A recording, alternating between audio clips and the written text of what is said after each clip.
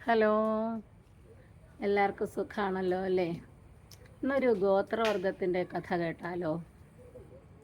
ബുഹാരി എന്നൊരു പയ്യൻ ഒരു മരത്തിൻ്റെ ചില്ലയിൽ കയറിയിരിക്കുകയായിരുന്നു. അപ്പോൾ അവൻ്റെ സുഹൃത്ത് അടുത്ത് വന്നിട്ട് ചോദിച്ചു, നിനക്ക് യാതൊരു പേടിയും തോന്നുന്നില്ലേ ഇന്ന്? ഓ, ഞാനെന്തിനാണ് പേടിക്കുന്നത് എന്നവൻ പറഞ്ഞു. പക്ഷേ അവൻ്റെ ഉള്ളിൽ ഒരു അഗ്നിപർവ്വതം പുകയുന്നുണ്ടായിരുന്നു. എന്താണ് എന്നല്ലേ? അന്നാണ് അവന് 13 വയസ്സ് തികയുന്ന ദിവസം. ആ ഗോത്രവർഗക്കാരുടെ ഇടയിൽ ഒരാചാരമുണ്ടായിരുന്നു.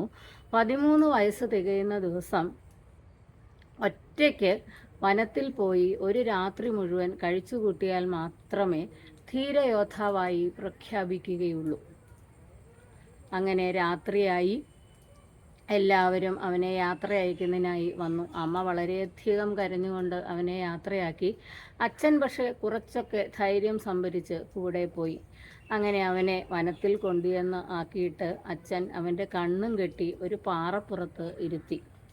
അച്ഛൻ നടന്നു പോകുന്നത് അവൻ ഒരു ശബ്ദത്തിലൂടെ തിരിച്ചറിഞ്ഞു. അപ്പോൾ അവന് മനസ്സിലായി, ഞാനിനി തന്നെയാണ് ധൈര്യം സംഭരിച്ച് ഇരിക്കുക മാത്രമേ നിവൃത്തിയുള്ളൂ എന്ന്. മഴയും കാറ്റും പേമാരിയും ഇടിവെട്ടലും എല്ലാം ഉണ്ടായി. അർദ്ധരാത്രിയായപ്പോൾ സിംഹം, കടുവ എന്നിവയുടെ ശബ്ദങ്ങളും ഗർജനങ്ങളും എല്ലാം. ആനയുടെ ചിഹ്നം വിളി അത് വേറൊരു വഴിക്ക്. ഇതെല്ലാം കേട്ട് അവൻ പേടിച്ച് വിറച്ച് ഇരിക്കുകയാണ്. പെട്ടെന്നൊരു പാമ്പ് അവൻ്റെ ശരീരത്തിൽ വന്നിട്ട് അതിങ്ങനെ ശരീരത്തിലൂടെ ഇഴഞ്ഞിഴഞ്ഞു പോകുന്നത് അവൻ അനുഭവിച്ചറിഞ്ഞു. അപ്പോഴും അവൻ ഒരു ഇഞ്ച് പോലും നീങ്ങാതെ അവൻ ധൈര്യം സംഭരിച്ച് ഇങ്ങനെ ഇരുന്നു. അവൻ്റെ ഉള്ളിൽ ആരോ ഒരാൾ ഇങ്ങനെ ഒരു ശക്തി നൽകുന്നുണ്ടായിരുന്നു. അങ്ങനെ നേരം വെളുത്തു. അവൻ കണ്ണിൻ്റെ കെട്ട് സ്വയം അഴിച്ചു. എന്നിട്ട് അവൻ അങ്ങോട്ടും ഇങ്ങോട്ടും എല്ലാം നോക്കിയപ്പോൾ അവൻ കണ്ട കാഴ്ച അവൻ്റെ അച്ഛൻ അവനെ നിരീക്ഷിച്ചുകൊണ്ട് കുറച്ചു മാറി നിൽപ്പുണ്ടായിരുന്നു എന്നതാണ്. അപ്പോൾ അച്ഛൻ പറഞ്ഞു, മോനെ, നീ നമ്മുടെ അന്തസ്സ് രക്ഷിച്ചല്ലോ. നീ നമ്മുടെ കുടുംബ മഹിമയാണ് കാത്തു സൂക്ഷിച്ചത്. നീ ധീരയോദ്ധാവായി തിരഞ്ഞെടുത്തതിൽ എനിക്ക് ഒരുപാട് സന്തോഷം കേട്ടോ എന്ന് പറഞ്ഞുകൊണ്ട് അവർ അങ്ങോട്ടും ഇങ്ങോട്ടും കെട്ടിപ്പിടിച്ച് ഉമ്മ വെച്ചു.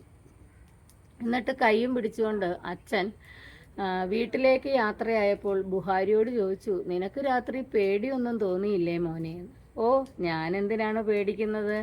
2 കണ്ണുകൾ എൻ്റെ പുറകെ എപ്പോഴും ഉണ്ട് എന്നെനിക്കറിയാമായിരുന്നു എന്ന്. അവൻ ഉദ്ദേശിച്ചത് ദൈവത്തിൻ്റെ കണ്ണുകളായിരുന്നു എങ്കിലും അവൻ്റെ അച്ഛൻ്റെ 2 കണ്ണുകൾ അവന് കാവലായി എപ്പോഴും ഉണ്ടായിരുന്നു അല്ലേ?